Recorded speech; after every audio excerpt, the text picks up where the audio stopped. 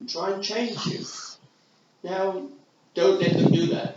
Don't let anybody try and change you. They can't anyway. People have tried. It's natural. You were born that way. Now, I'm going to tell you something that may surprise you because, I'm not effeminate. I don't look. A lot of people think that gay people are effeminate. I am gay. I didn't ask to be either.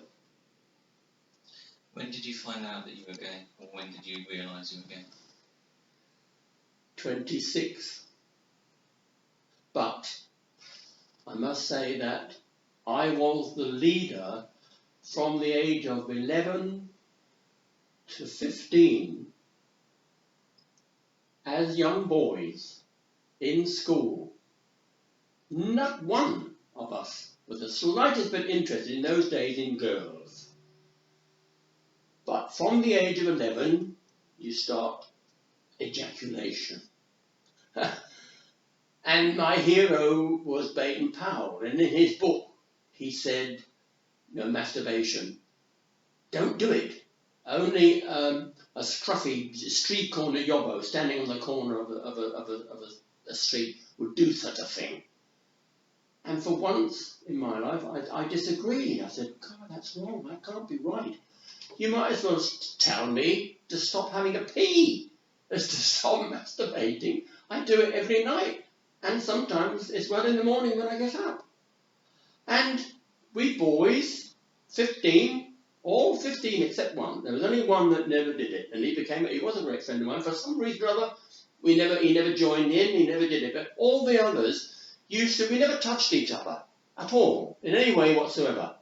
But we stand in a circle and have a go and see who could come first. And we did it in the Scouts, in the tent before we went to bed.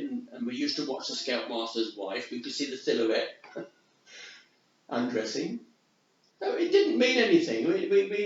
It was just natural. Not the slightest bit interested in girls.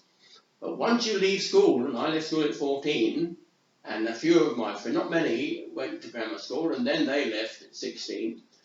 Up until 16, really, when you all wore long trousers, then you start looking and being interested in girls.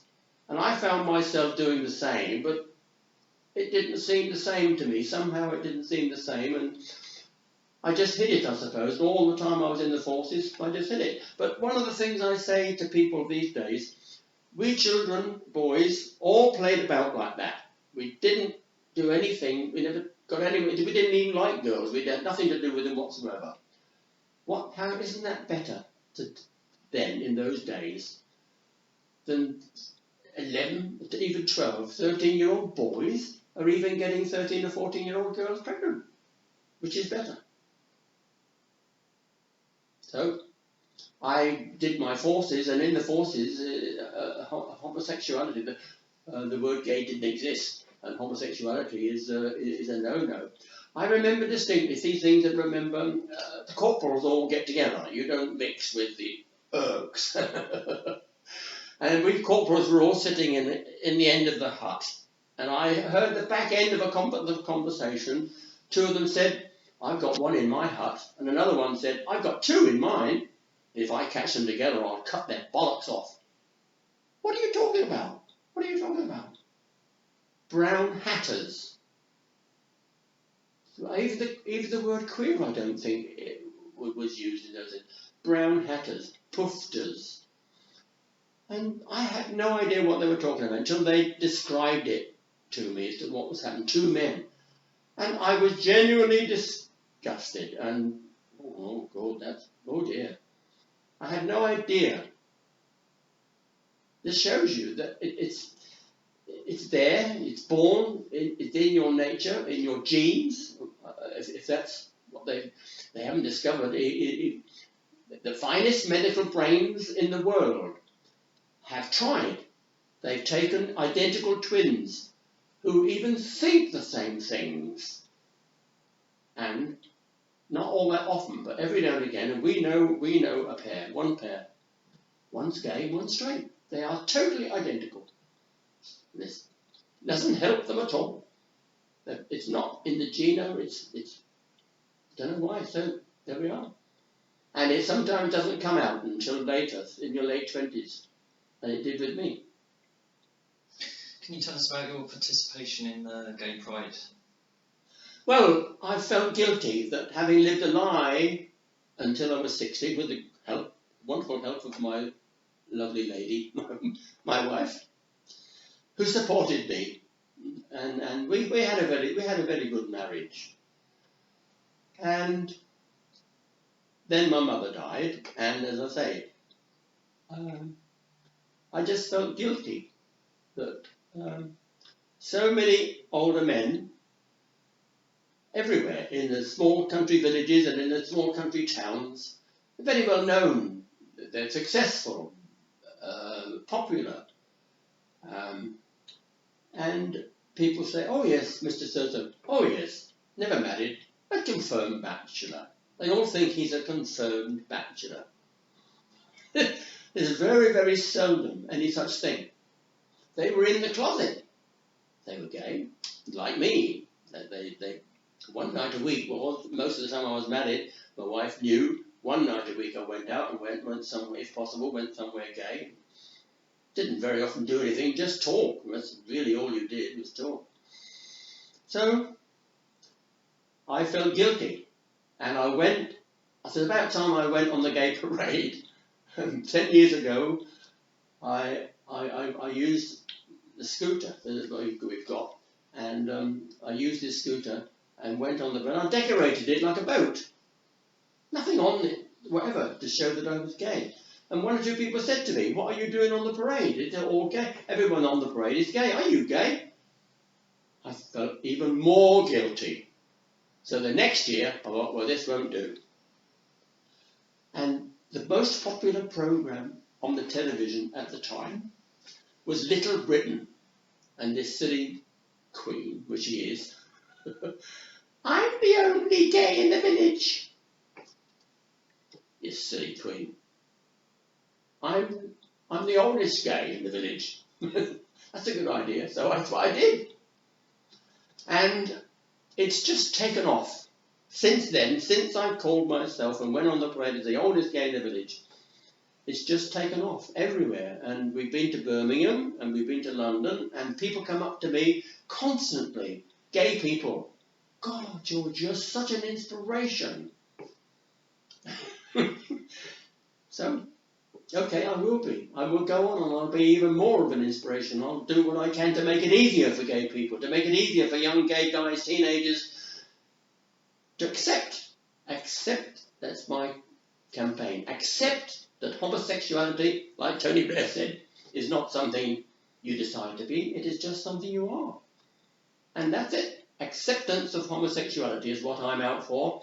And an apology for the way I was treated, and my colleagues, most of whom are dead, died with criminal convictions, just for being what they were, homosexual. And that's not fair. And at the moment, I'm getting even more angry every day. You see, all this media is full of the people they're discovering. The Bishop of Lewis, for 20 years they've known he's a paedophile. And the police have known.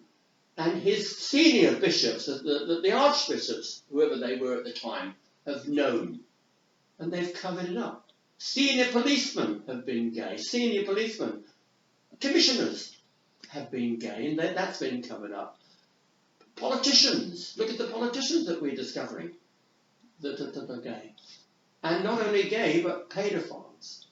And that's what makes me most angry, because in those days when you were young, if you're gay, I was forced to resign from the Scout Association, even though I was a senior commissioner, doing a lot of work with disabled children, very severely disabled boys. And my campaign was, there's nothing wrong with these boys except their body.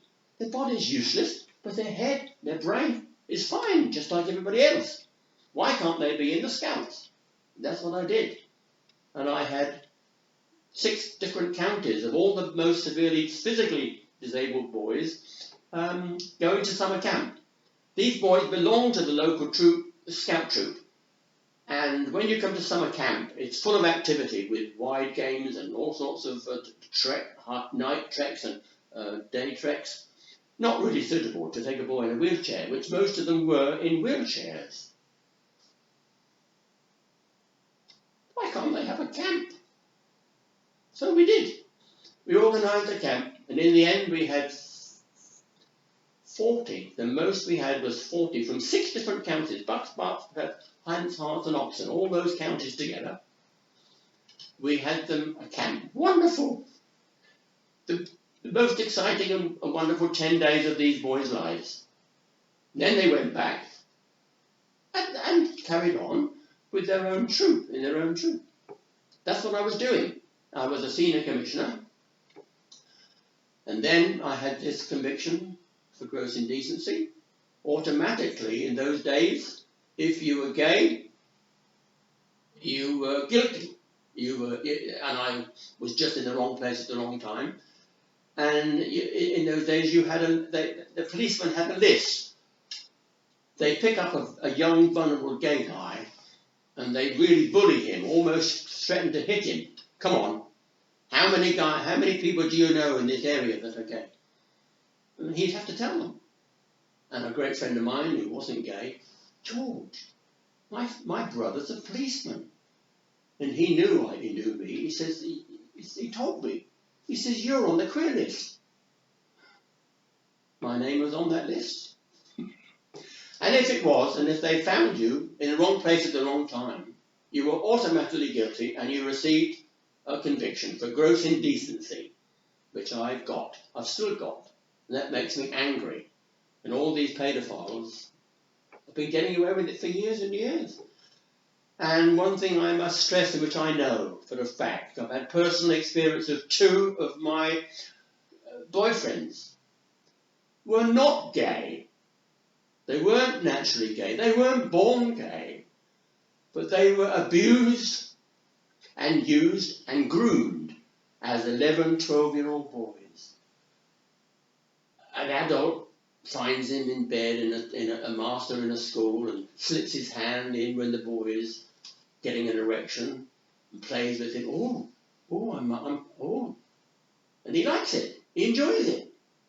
And that gets more and more. In the end, he sometimes gets sodomized. And then by the time he's 11, 12, 13, 14, 15, he realizes that, hey, I'm attracted to girls. And there's only one word that I use. That boy, and there's a lot of them, are fucked up. They really are. Adults. I've spoken to men of 50 years old. They start crying. It happened to them when they were 11, 12, 13 in a public school. George, could you talk to Evan more about the conviction itself? What happened around that? But to Evan, not to me. That never... Yeah, sorry, do we have I talked about myself. About the circumstances around your conviction. Oh! Just give it a second. Well, it's a bit... yes, all right. Well... Just 1 second. If you live in a small country village, which I did, very small country village, I was probably the only homosexual. I mean, I grew up with 15 boys in every school, and I was the only one, because I've known all the others, and I was the only one. But when you discover, which I did, that you're gay, all you want to do, you don't necessarily want to do anything, you want to meet someone and talk to them and realise that you're not the only one. And I went to this, I just happened to be in a public toilet for a legitimate pee. And the guy standing next to me was masturbating. What the bloody hell is he, what the hell is he doing that in here for? And then he put his hand over to get hold of my cock. I was furious. If he hadn't run out, I'd have hit him. And then this is when it happened. The homosexuality, he awoke the homosexuality in me. I kept thinking about it and thinking about it. I had no girlfriend. I had a girl, and I found out she was going with other guys. She was no longer a virgin, and I didn't want to see her anymore. I had no one. Within 1 week, I went back to that same toilet, and there was a guy in there, and he made it obvious that he was interested, and I did the same. You just make it obvious that you're both the same. And that's all we ever did. We never ever he became a great friend of mine. He's still alive, just about. I think he's very old, but he's not as fit as me. And he was my great friend. We never ever did anything. We just talked. And he had been out as a gay person for many years.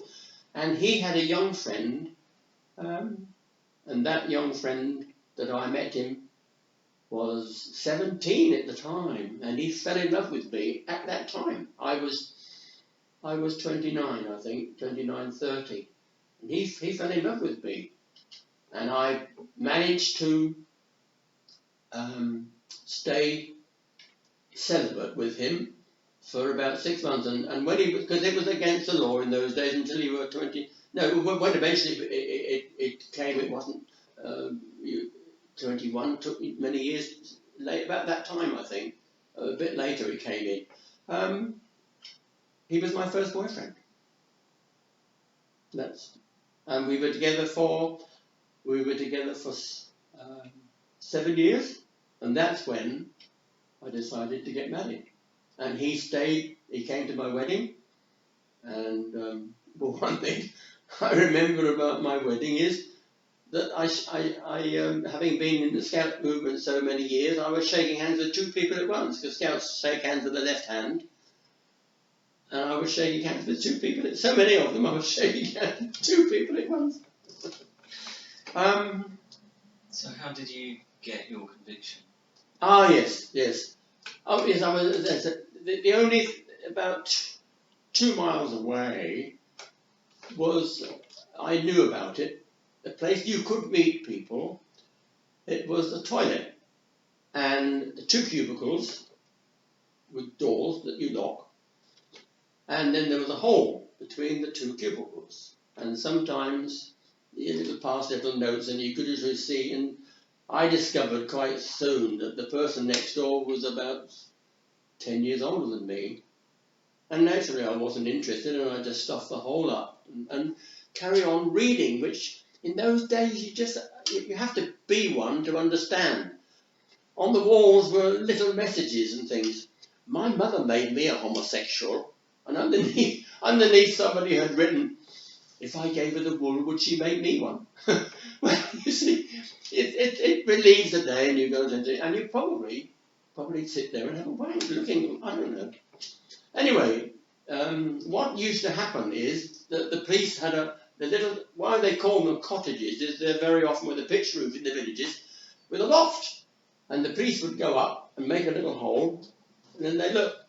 But they didn't have a hole over the cubicles, but they had a hole over the urinal, and then they would sit and watch, and anybody they'd arrest. And the rest, at least 1 or 2 a week, people would be arrested from the town, quite a big town, Slough, just nearby. And quite often you'd read in the paper what they were caught, what they were doing, and everything was in that the business, successful businessmen or married with children.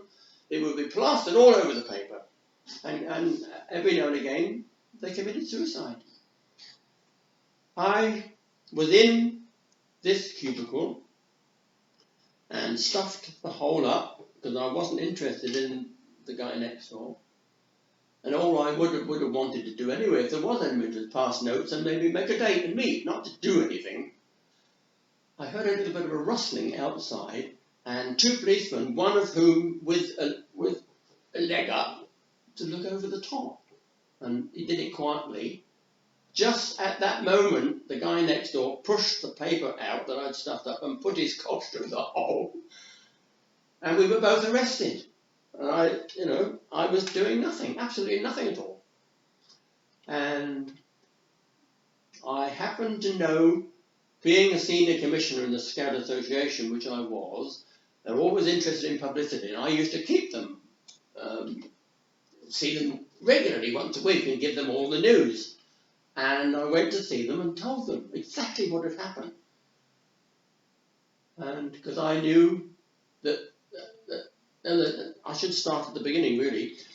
I went to find a counsel, not a solicitor, one above the counsel. They're very expensive and it costs a lot of money. I don't know how much, but quite a lot. In those days, a lot of money. And I chatted to him and he said, George, you've told me your story and I can guarantee the jury will not find you guilty. Yes, but what was I doing? What was I doing there in that toilet? Only a little way away from my home. I thought about it and thought about it. No, I can't stand the publicity. So I went to the magistrates, which he told me, if you go to the magistrates, you stand a big risk of being found guilty. And I had a solicitor who didn't do a very good job. He didn't call. Actually, I didn't want him to. He didn't call any character witnesses, which he could have done. But it just went through and automatically was found guilty, even though I was doing nothing whatsoever. But I said to myself, well, there have been times when I have done something and I have broken the law as it was then. So I was lucky. There was nothing in the paper whatsoever. But the other guy, the other old guy, was standing there. He pleaded guilty. I pleaded not guilty, but was still found guilty. He pleaded guilty 2 weeks before me. And he was married and his children were in their young 20s.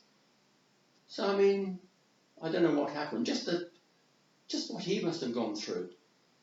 But I was very lucky. There was nothing in the papers at all. So I went to see, my senior. He was a county commissioner. I was an assistant county commissioner, and he was a commissioner in the Scout movement running for the whole of Buckinghamshire. And he was gay. But he was very, very much in the closet. I knew him when he was younger as a gay man. And I told him everything that had happened. And I said, but I can assure you that we have a fairly good chance there will be nothing in the papers, because there was nothing in when they started, there were no reporters, and there was nothing in the papers whatsoever, and nobody. And that it seems strange, but nobody knew. But he was a bit of a weak man in a way. He was a weak person. And he thought, well, if it gets known that I've been to see him, he'll be in trouble as well.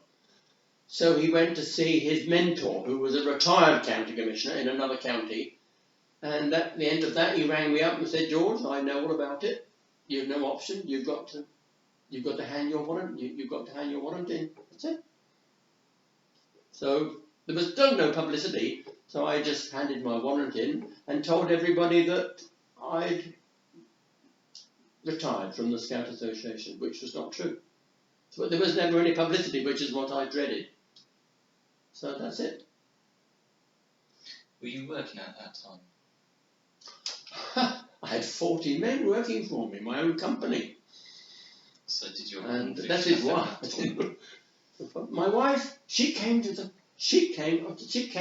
court with me and sat with me. She knew everything, but nobody else did. Not a single person ever knew. Just my wife and this traitor. I called him a traitor. My friend, who was my friend, was my senior commissioner. He was. I mean, what could he do? How could he have done that? He could have talked to me again. But then he's dead now. That's it. But I'm still angry that I've still got this criminal conviction, you see. And what happened when? There's another little story. When the drink laws came in, if you drank 2 pints, you'd be over the limit. You could drink 1 pint, it was okay. And I went one night some miles away in my car to meet some friends and have a drink. And I had this 1 pint, and then several other friends came in. Oh, come on, George, come on. You can have one more. They bullied me more or less into having 1 more. And I had 2 pints. Driving home, The road was very narrow, country roads, no lights. Cars coming towards me were dazzling me, so I drove about 15, 20 miles an hour. Unfortunately, I was being followed. The police car was around, and he saw me and followed me and breathalyzed me. And I was 2 points over the limit. That's all. And took me back to the police station and kept me there. And I phoned up one of my boyfriends came and fetched me. Oh yes, the point I was going to make. You told me you hadn't been in trouble before. What's this then? And he brought it up, gross indecency. He brought up my record for gross indecency. Did you know anyone around that time who wasn't in the closet? Did I know? Anyone around that time that wasn't in the closet, that was openly gay? Was anyone? Oh yes, oh yes. There was a pub in Windsor, which is about 3 miles away from me, and Windsor was full of guardsmen. It was the guards station, isn't it? And there's one particular pub called the Ship, and that was well known as a gay bar, what we now call a gay bar, but the word gay didn't exist in those days. And I said to my father, I'm going. My father had been a guardsman, and he knew about it, and what this pub was. And some of the guardsmen used to be a prostitute for get a few extra bob or something. The young guardsmen used to go with gays. And I said, I'm going to Windsor. He said, you won't go to the Ship, will you? I wondered, did he know? No, Dad. But that's where I used to meet people, and that is what you wanted to do. You didn't often make dates or do it, you just wanted to talk to someone else that was just like yourself. And I concentrated to do it as little as possible because I was married, and then I wanted to make a success of my marriage and make sure that I didn't put a foot wrong. So only ever once a week did I ever do that. I'm just going to change the camera lens and ask a couple of questions. That's really good, George. Very interesting. Was it with the eyeliner okay? Yeah. Well, this is what I've discovered is that people want to hear about it. If I could help other people by knowing my long story, then that's what I want to do. Excellent. Well, there's plenty of people that want to hear about it. Because young guys go through, they're not so bad now, but they even test today in schools, which I will try and do something about if I can, with young kids that are, you'll only find, say, in a very big school, there's only half a dozen. Sorry. But make it easier for them. Yeah. Make it easier for young guys that are born gay.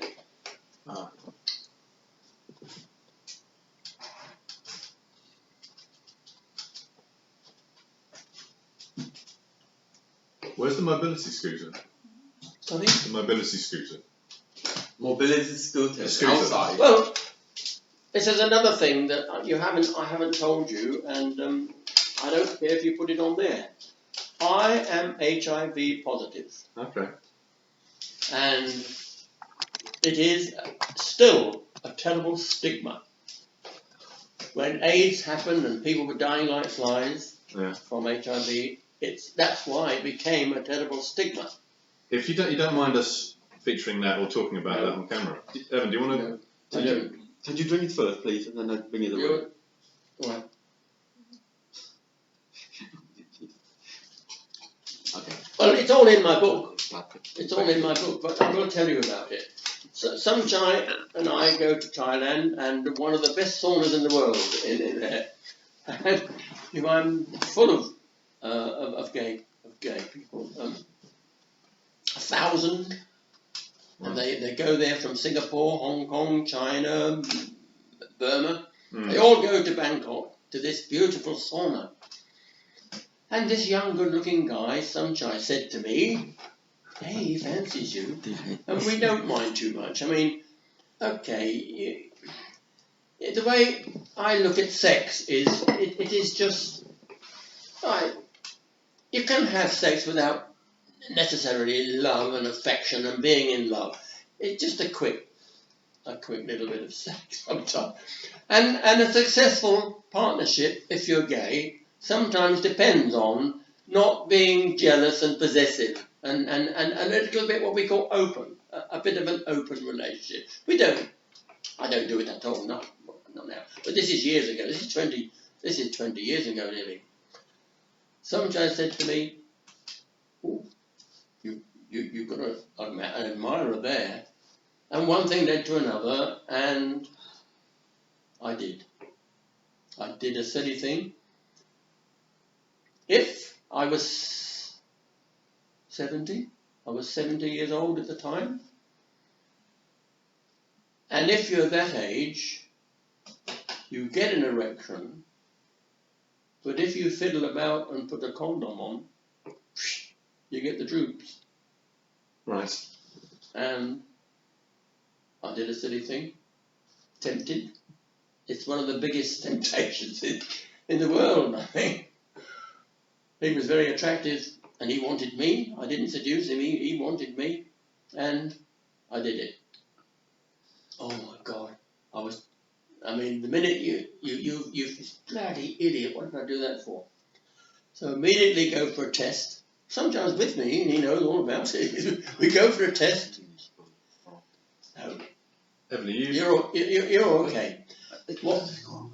What you don't realise is that what people don't realise is I think it takes 3 months from the date of infection to any evidence of HIV. And I was clear. No problem. Thank God. But then I became ill. And I was quite ill. Very ill. So ill that I was in a wheelchair for a year with neuropathy in my legs, because had I caught it 3 years earlier, I would have died. But in 3 years before, they had discovered this medicine. I forget the name of it. It's now Truvada anyway. And it stops you from dying. It doesn't cure you. And a wonderful young doctor named Dr. Brady, who is gay, he took me on in London. And I was a special patient, because most people didn't know when they'd got it. They'd had it for 2 or 3 years before they became ill. I was lucky I became ill straight away, because I was older. And he was very, very interested in me. And he used me as an experiment. They don't usually give you the pills when you've them. And he gave me the pills, which worked. And within 4 years, I was fine. But you're still going to take the pills. I'm still taking the pills now. And I say to people, it's no joke. You've got to take pills, and you get after effects, side effects. So that is one of my campaigns. I want to campaign on the stigma, because today I know for a fact there are far more heterosexuals, men and women, with HIV, because it spreads like wildfire. If once a person's got it, if he has sex 10 times in the year, there's 10 other people with it. And his wife gets it, the women get it, the women pass it on. And it's all kept fairly quiet because there's such a stigma about it. It started in Africa. It didn't start with gay people. It started in Africa. And one young air steward got it, went to America, and then it went from there, and it blossomed. It's like this. What's this latest thing in Africa? This disease there in Africa Ebola. That started there. Ebola. Yeah. It's the same as that. That's where it started, in Africa. Can I ask you how your health is now? Look, this couldn't be better. But I'm reluctant to push that too much, because people, young people say, oh, well, so what, I won't bother. But my campaign is, wear a condom. Don't take risks. Condom every time. Unless you're with your partner and he's, it must be a condom every time. That's it. Until until they find a cure, which they can do. They've got this pill that I'm taking, which is called Truvada. They can develop that into a pill that people can take. They won't catch HIV, but they don't do it, I'm sure, because they're still making a lot of money from selling the pills. If they make this pill, no more people would get HIV. The same as polio. Exactly the same as polio. Everybody used to get polio, didn't they? All over the world. And now, with the injection, they've almost completely eliminated it. There's only one or two little pockets in some places in Africa where the kids still get polio. Everywhere else, they cured it. They can do just the same with HIV. Hopefully, in my lifetime, that's what they'll do.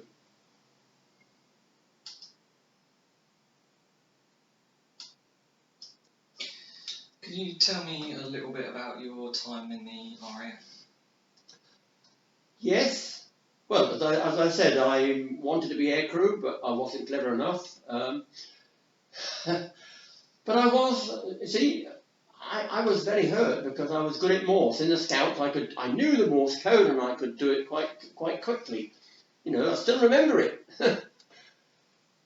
But they had, in those days, so many young men, oh God, yes, that they weren't interested in the war. They didn't care about the war. They just wanted to fly and be, you know, because flying was a wonderful thing, wasn't it, in those days? And I wasn't clever enough. Oh yes, the point was, I could do, when my friends knew nothing. They had hard work, but they were brighter than me, and they quickly learned, and then they got up to the 18 words a minute, which I could do. But then there were so many of them, I can understand why they did it. I was lucky. I thought I was unlucky at the time, but during my course, they put it up to 24 words a minute. My poor old brain, I couldn't cope. You had to write it all down, four letters and 4 digits, George. very quickly, and George. I failed. Sorry. Can I just, George, you make sure you look at Evan when you're speaking to Evan directly. Yeah. And do you mind describing your time in the RAF by saying, Yes. At the start, or saying, during the war in the RAF, I did X, Y, and Z. But just when Evan lets you know. A bit briefly, yes. During the war in the RAF, I wanted to be aircrew, but I wasn't clever enough, and they, because I was good at football, they said, "Well, why don't you become a physical training instructor?" Sorry, we were talking during that one. That's our fault. Sorry, we'll shut up now. Sorry. Yes, that's what I did. And I thoroughly enjoyed it. Every minute. I'm ashamed to say I enjoyed my war. So John doesn't mind that if you tell him that cut him off and then he doesn't mind at all. But he might go on and on. Okay, so he doesn't mind that. Sorry. Evan's fairly quiet in his directing, so forgive me if sometimes I sort of jump in. He's a strong silent type. So you can edit all this and take the bits you want. Yeah, that's it. Sure. No one would like to listen to all of this. It's the art of editing. It's very interesting, Nigel. Really appreciate it.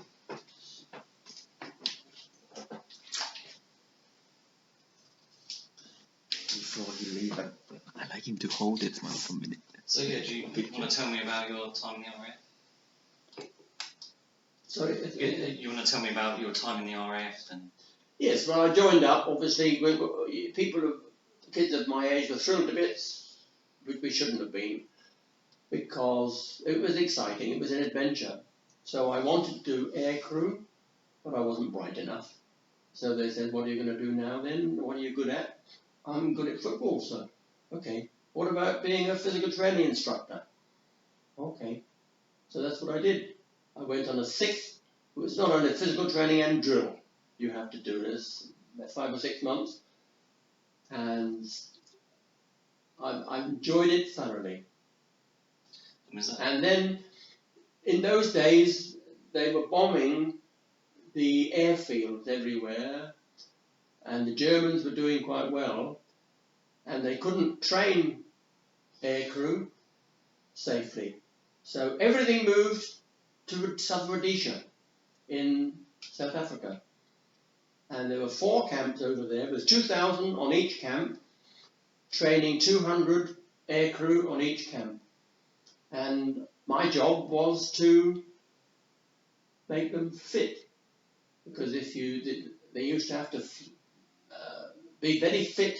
The fitter a pilot was, or an aircrew was, the better they could do their job. And that my war effort was to make the crews fit. But it was perfectly safe. We were as safe as could possibly be over there. I enjoyed it. When you were a young man, did you notice that it was difficult because you were in the closet? Difficult? Did you find life difficult because you said you were living a lie? Did you notice at the time? Or was it just how people... As I said to people, so lucky finding this wonder woman who agreed, knowing I was gay, agreed that we'd get married, make a go of it. And I did. Once we got married, I did nothing for at least 2, 3, 4 years, I think. But then, I've been blessed with a lot of willpower. If I make a decision to do something, I find I have a lot of willpower. That's why I've kept myself fit. That's why I've never touched drugs. I've never been drunk in my life. And it takes a lot of willpower sometimes when you're with a gang that are enjoying themselves, and you just have to have the willpower not to do these things. And I'm lucky. So I had the willpower, and I must say this, there was such a stigma on being homosexual. It was the word is an aberration, isn't it? You daren't let anybody know. This is why it's easy, see? It was such a terrible thing. Everybody automatically assumed you were a paedophile, and just then as in now. Just about the lowest of the low. So, I've been very lucky. I've had so much luck in my life, and that's why I'm doing what I'm doing now. Doing all this that I'm doing at this minute. To put back something and make life easier, if I can, for other young gay guys. So, what are the biggest changes you've noticed through your lifetime? Well, of course, the biggest change is when Tony Blair came in, and the very first thing, well, of course, the laws were still there, which make you so mad. I mean, the police used to raid, if they knew you were gay, they'd raid your home. And if they found you in bed together, you could be asleep, 2 of you asleep together. You were both arrested, and you were both charged. They didn't see you doing anything. It just happened to be 2 men in bed together. That was it. The same as Alan Turing, you see. He was. So I've lived all through that, and then gradually, starting with Tony Blair, who helped with same-sex relationship, and then we had Section 28. We gradually fought against that and got that squashed. And then civil partnership, got rid of Section 28, so Section civil partnership, and then the highlight of my, I would think, the highlight of my whole gay experience was when I heard David Cameron talking about putting it through Parliament for gay marriage. And at that time I thought, Dave, you're crazy. That's never going to go through. And I could see when they discussed it on Parliament, I watched every minute on the television here, and in the House of Commons they discussed it. And 3 out of every 4 that talked about it put it down. They talked very eloquently about the church, and marriage is for man and woman all the time, constantly same old boring thing. And I thought, oh dear. But probably the second highlight of my life was Tony Blair saying homosexuality is not something you decide to be, it's something you are. The second highlight was the vote in the House of Commons when it went through. And I thought, yeah, fine. Those old fogies in the House of Lords, oh dear. But then, another big highlight of my life, I listened to all the debates, and that went through. And I've come to the conclusion that, as we know, politicians are very rarely honest, especially the old ones. They're not honest. And all these old lords in the House of Lords, they didn't want to be labelled homophobic. So when it came to a vote, even though they were as homophobic as they could possibly be, completely, they didn't vote against it. And it went either they didn't vote at all or it went through. That made my day. And I sent my book to the Prime Minister with a letter and told him how congratulate him and everything. And I got a letter there with my name written in his handwriting and signed by him, thanking me. That made my day. And now the next thing, and then I'll give up. Then I'll retire. This apology, which we shall get. We shall get. I think I was hoping he might say something just yesterday or today. He just mentioned gays, that was all. He's in one passing with other people. But he's got to take his time and get all this paedophilia thing over with the inquiry that's going on at the moment. And there's going to be a lot of people going to be punished. A lot. Like this bishop.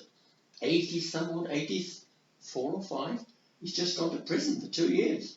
So he should. He's been doing it and getting away with it all his life. Grooming and seducing and what my word is, fucking up, which they do. Young men who are not gay. But they respect him, highly respect him, even want to be priests themselves, some of them. And he uses them and abuses them.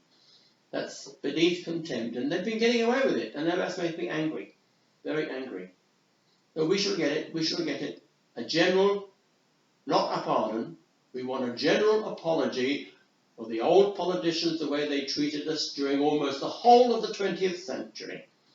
In the last 15, 20 years, things have changed for the better, and I gave a little speech in London on the gay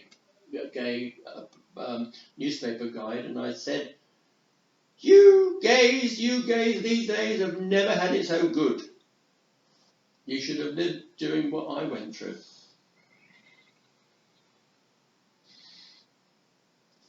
So we're getting there. And without any intention of mine, I'm becoming one of the, what do you call it, propagators of it. And I will. I'm enjoying it.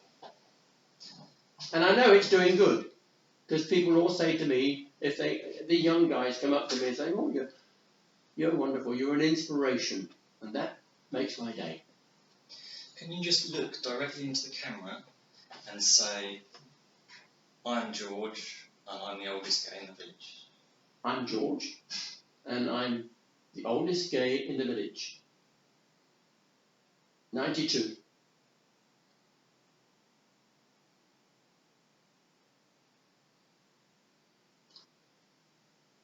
Fit as a fiddle for my age, intending to keep that way, and this old queen will look forward to a birthday card from a real one.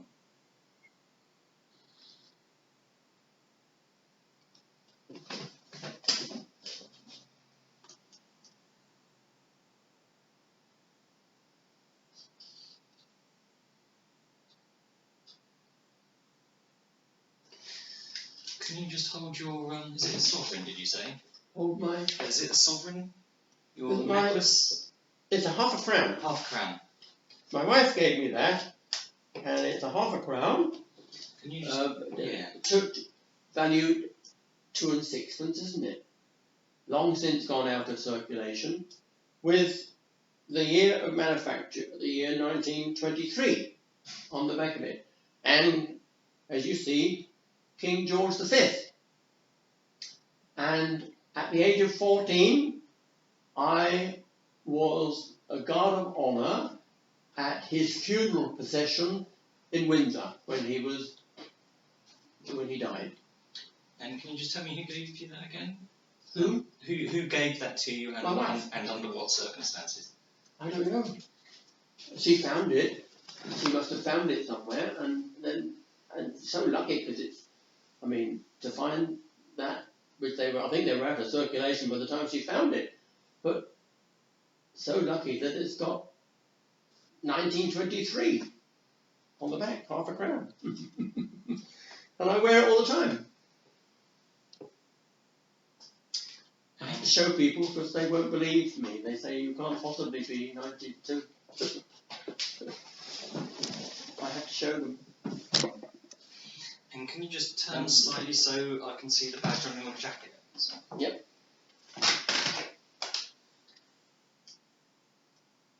And what does this jacket represent? Well, just a blazer, but that is the RAF badge. General, however, there are some different ones.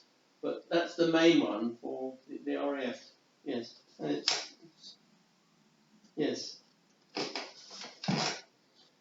I haven't got any medals. Didn't get any medals. I don't care. We weren't in any danger whatsoever. You see, in Southern Rhodesia. It's incredible they took you so far away to do that training. We had a good war. We didn't know anything about the war. We hardly ever knew what went on. You know, we didn't see any newspapers, and the radio wasn't much good in those days. You couldn't hit the radio.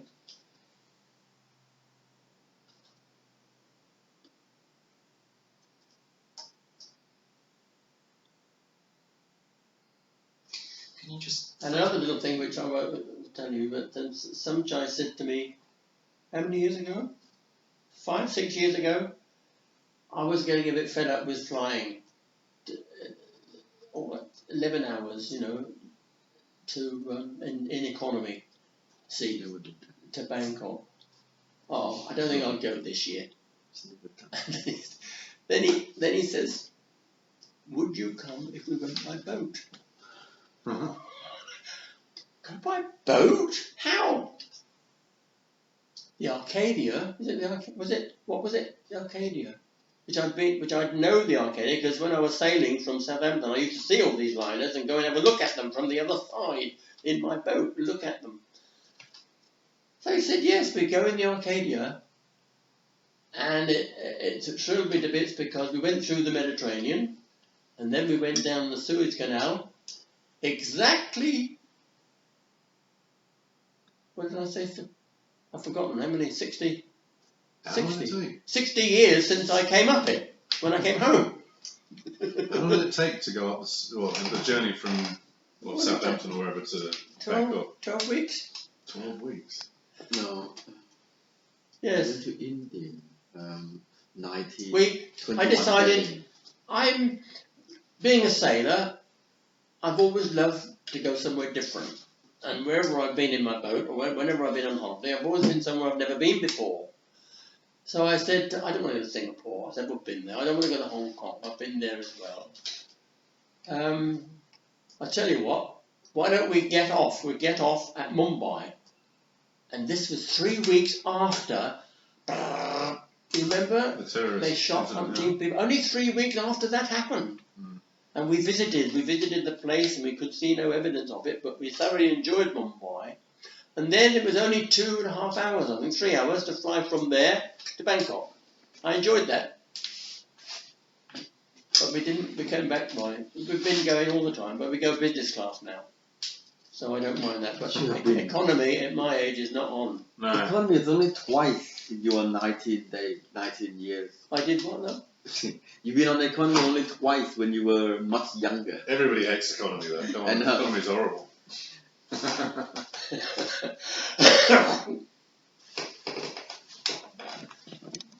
Devin, you need Jordan to do anything for you there? You just... He's in his thing. So you got 2 homes in Thailand, is that right? We've got 2 homes in Thailand. Wow. What, near Bangkok or outside? One in Bangkok and one at the seaside. Jompium. And Pattaya is notorious. Got a very bad name, really. That's the seaside. Everywhere. Yeah. Everywhere in Pattaya, thousands of old men, and I'm talking about 50, 60, 70, 80, with either a young girl, a quarter or a third of his age, or a young boy. Sex tourists. Openly. It is a sex city. Young girls. You take a young boy in Thailand, which is a huge country, and agriculture, working, growing rice, working, probably working in 14 hours a day sometimes, and getting equivalent of about 1 or 2 pounds a week. A week? Yes. A week. And then they go to Bangkok or they go to Pattaya, and they find if they, which I said that some of them are not worried who they have sex with, and they just play about, and they end up with £10 just for playing about with a farang, which is a farang is a foreigner, any foreigner. Can you blame them? But they're very good. They send all this money back to their mum and dad and telling them they're working in a restaurant or working somewhere. This happens, but it centres around Pattaya. That's where it is. You go to other places, you wouldn't know anything about it. Only 2 places. There's Pattaya and down on the south coast. Can't remember the name of it. Yeah. George, can I just get you to look directly into the camera? Oh yes. So I love Thailand. Can you just face them and then turn and look at the camera? Yeah. Photograph now anyway. I love Thai people, and I love all my second family. His family is my second family. We've only just lost my mother-in-law. Sorry to hear. So, Evan, do you want George to not speak, look at us, and then look back at the camera? Yeah. So, could you do that for us, George? Look at us. Start by looking at them, and then just turn and look at the lens, and not say anything. But not to speak. For a change. Not to say anything. Just be quiet for just look at us, look at the lens, and don't say anything. And now? This is a test for you.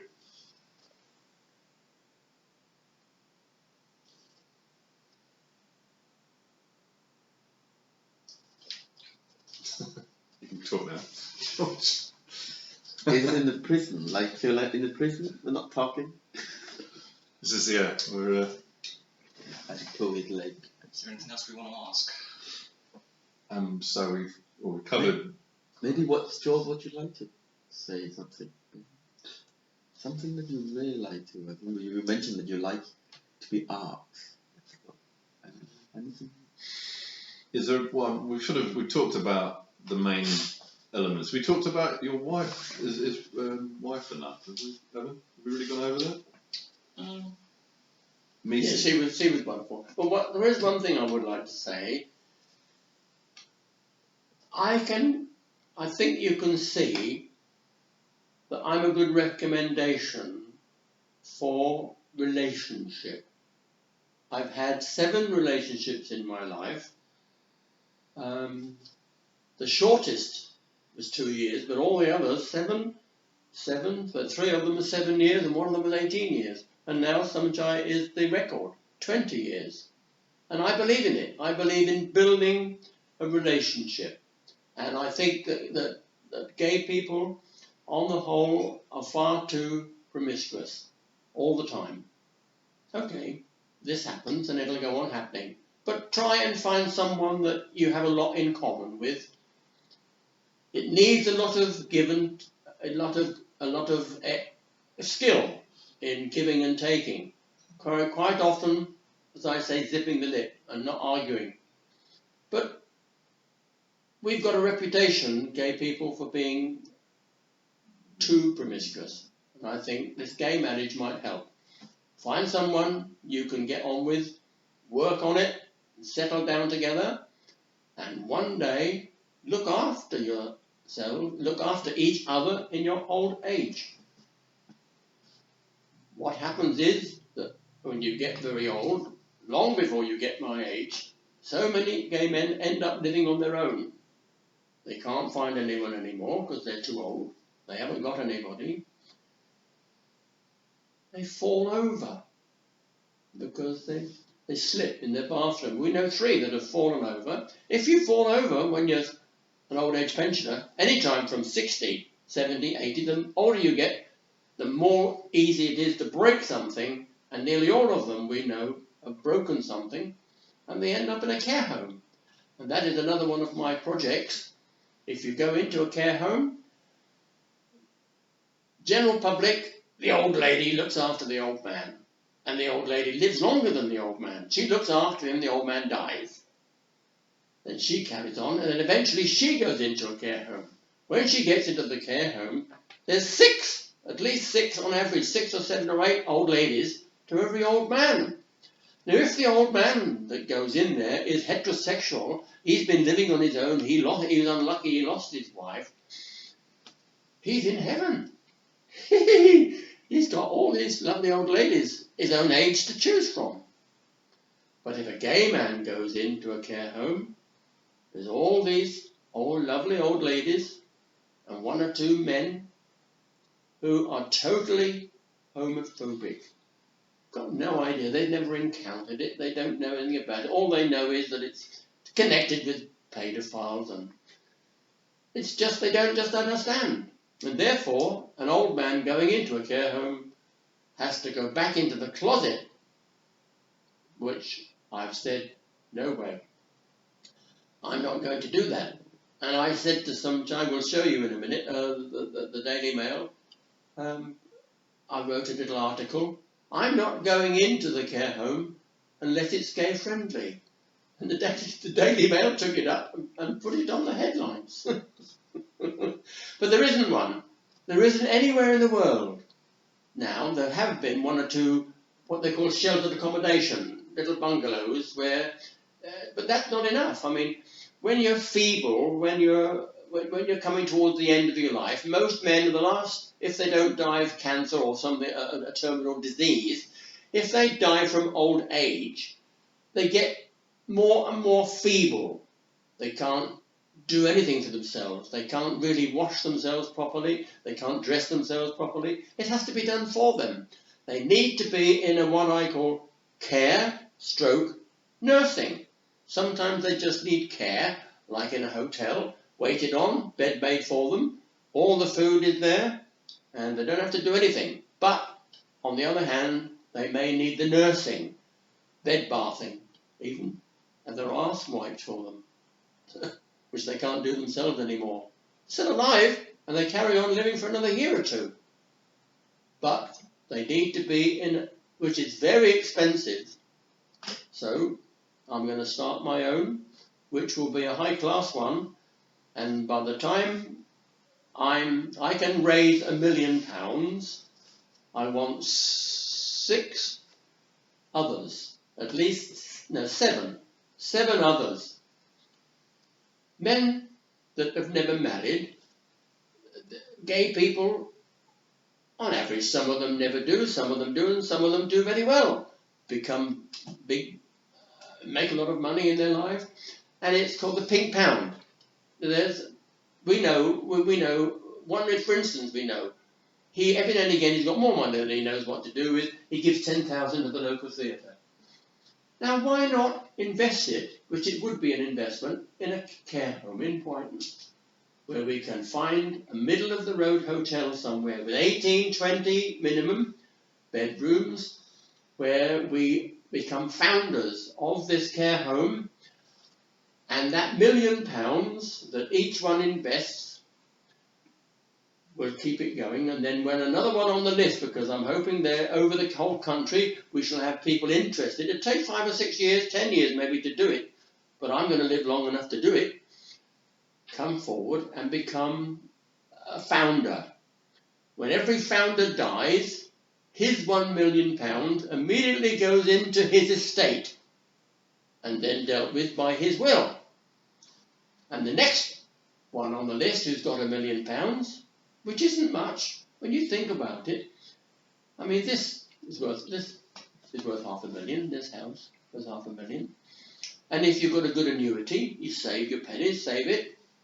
It doesn't take long to make $1 million nowadays. It's getting easier and easier, and it will go on getting easier to save $1 million. Let's do it.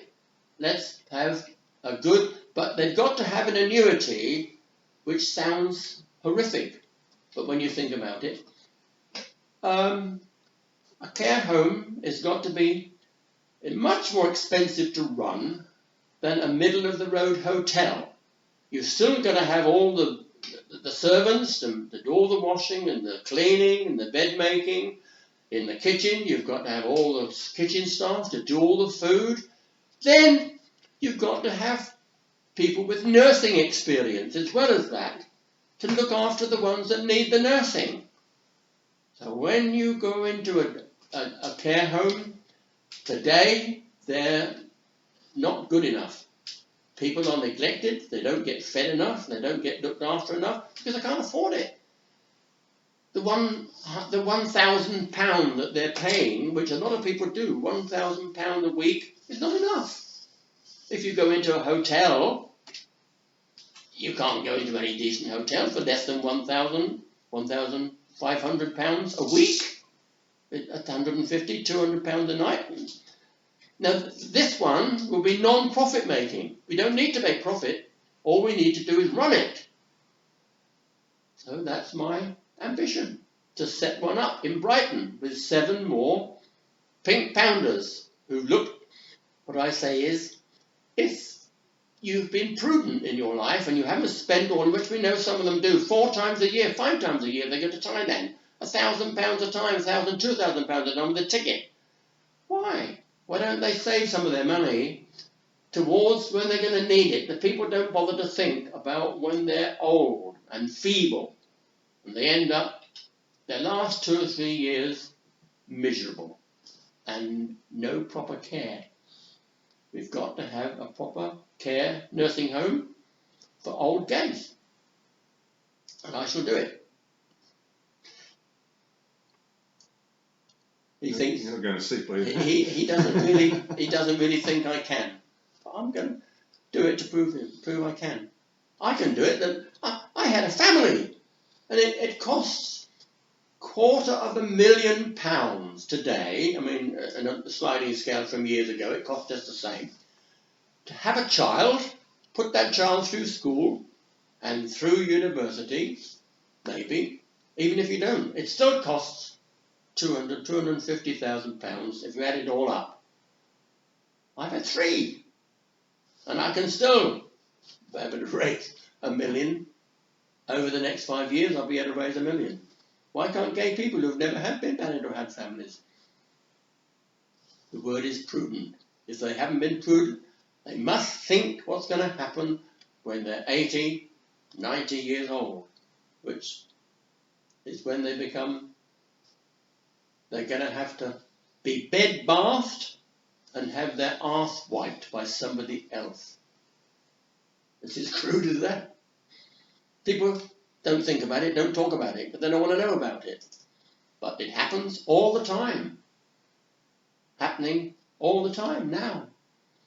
People are living in terrible circumstances because it costs too much money. It does. Enormous amount of money. But why shouldn't those of us that have been prudent have a bit of dignity and comfort in our dotage, the last few years of our life, and die in comfort, not austerity. What do you think? Very good. Evan? Well, Yeah. I'm the best one, I suppose, as it's happened, the best one to talk about this and get people to talk about it and think about it. And maybe with a bit of luck, do it. So, Evan, do you think we should... Oh, before you... Did you finish, right? Yeah. Joe, can you hold this one for me, please? This is best thing for me. Never get that. Oh. Yeah, this for me. Oh, yes, we should say read my book. For me. Get the plug in. Because everything I've been talking about is in here. In fact, people would need to read it. Can you? I started 25 years ago, because during the war, before I joined up, I had to go fire watching. I had to go get another job. They wouldn't release me from my apprenticeship. The RAF wouldn't accept me as a reserved occupation, which I was. They wanted me to stay as a pattern maker, because essential for the war effort. We were doing all the patterns for tanks and planes and guns, everything. No, I want some of this. I want to go, and join up. So I had to go, and I got a job. This is why I know so much about Hurricanes. Just near when I lived was an aerodrome where they repaired them. Hawker Air Company, repairing crashed Hurricanes. And I spent 3 months doing that. And then to get a bit of extra, well, I used to cycle 6 or 7 miles. And then they said they wanted fire watchers, that's right, fire watchers, to stay there, sleep there on the premises. Because if a bomb dropped, an incendiary, we had to put it out, which it never did. We were lucky, it was never bombed, but we were prepared. And because of that, they left all the offices open, in case there's no good if an incendiary bomb falls. All the offices were open. So what do we do? The old Imperial, I remember, typewriter. Great big, heavy typewriters. Every office had one. And there was me. Now is the time for all good men to come to the aid of the party. Nearly every letter of the alphabet. The quick bam frop stumped over the lazy dogs. That's all. Have you ever done that?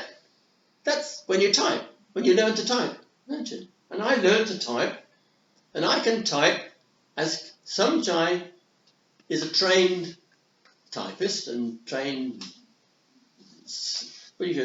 touch type. He's a touch typer, and he looks at the screen and types quite quickly.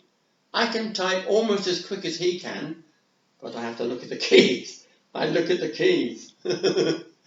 So if I make a mistake, I've got to go back on. But I think that's where I learned to type.